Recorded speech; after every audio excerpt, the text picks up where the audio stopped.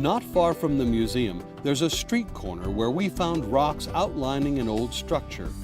In this case, it was an old Mormon fort built on top of an ancient Pueblo site.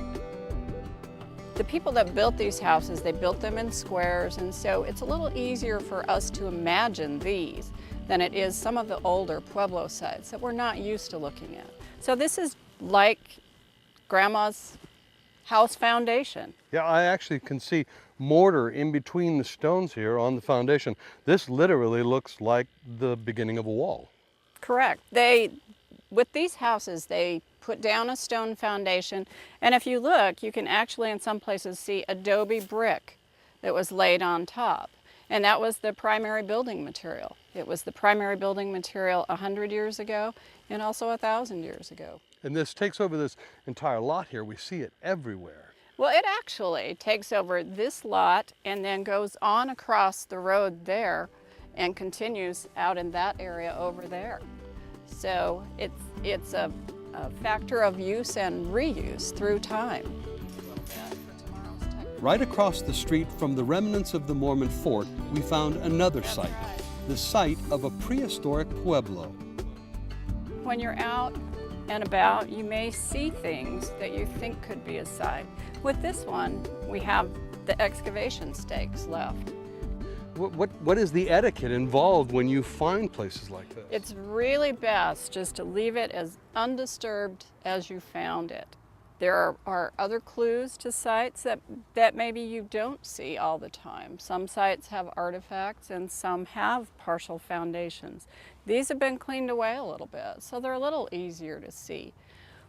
But the main point is that any damage that occurs to this takes away information. And once we lose that information, we may never know what happens.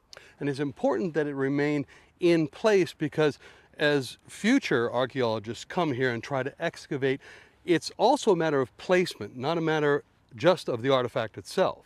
Where you find something is as important or even more important than the object itself. And archaeologists can tell by where the artifacts lay, maybe the activities that occurred at that site. That's really important to help us understand the past. And they're really beautiful things, but they have to stay right where they were left by the people that left them there.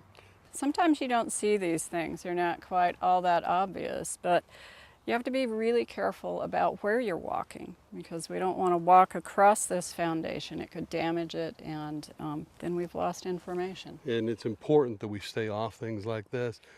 Unfortunately, it's not uncommon for vehicles even to roll over this because they just don't pay attention. It's sad but true, and a lot of times people just don't realize what's there. The foundation of this ancient Pueblo has fared much better than another site in town. On a vacant lot within a stone's throw of someone's house lies what may be the last remnants of a civilization that could be lost to us forever if we don't do something to preserve it.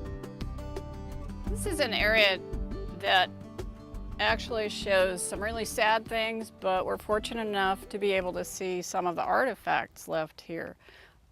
People didn't recognize what was here and they cut a road right through this site. But if you look closely, you can see the signs that this was an area that people were living and doing things. And there are artifacts still left here. And unlike the last place we were at, in this final place we're visiting today, here we're actually getting to see a pottery shard that really is identifiable as exactly that, pottery shards. That's right. Archaeologists can recognize these things because you train your eye for it. But the lay person that comes out or the person that's just taking a casual stroll wouldn't always recognize things as artifacts. But if you look at this one right here, I think you can pretty well recognize that. Yeah. That's probably the base portion of a coiled pot. That's how they made their pottery, by coiling the clay.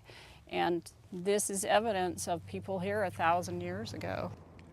And we can see there's not just one little piece, there's actually pieces of a pot that are still left there. There are 3 or 4 or 5 pieces, I think, of the same pot, and then a few broken pieces of other pottery. It looks a little different, but it's all from pretty much the same time frame.